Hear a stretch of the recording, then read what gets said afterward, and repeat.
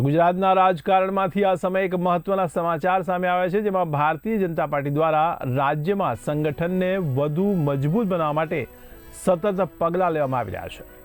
આ દિશામાં 9 જિલ્લાઓ અને 3 મહાનગરોમાં સંગઠનની નવી ટીમોની જાહેરાત કરાઈ છે।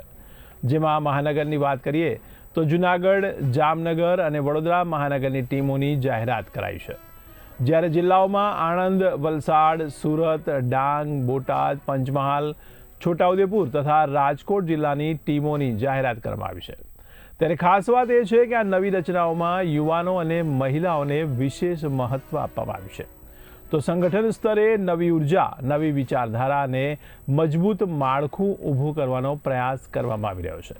તો ગુજરાત પ્રદેશ અધ્યક્ષના માર્ગદર્શન હેઠળ જિલ્લા અને મહાનગર સ્તરે ટીમોની રચના કરવામાં આવી રહી છે, જેમાં કાર્યકરોના અનુભવ, કામ અને સમર્પણના આધારે જવાબદારીઓ સોંપવામાં આવી છે।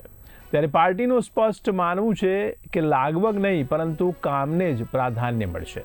જ્યાં એક તરફ નવી ટીમોને લઈને કાર્યકરોમાં ઉત્સાહ જોવા મળી રહ્યો છે, ત્યાં કેટલાક વિસ્તારોમાં અસંતોષ અને ચર્ચાઓ પણ સામે આવી છે। આ સંગઠનાત્મક ફેરફારો આવનારી ચૂંટણીને ધ્યાનમાં રાખીને કેટલા મહત્વના સાબિત થશે, યુવાનો અને મહિલાઓને અપાયેલી જવાબદારીમાં શું નવા પરિણામ લાવશે અને સંગઠનના નવા માળખાનો જમીની સ્તરે કેટલી અસર પડશે, એ તો આવનારી ચૂંટણીમાં જોવા મળશે।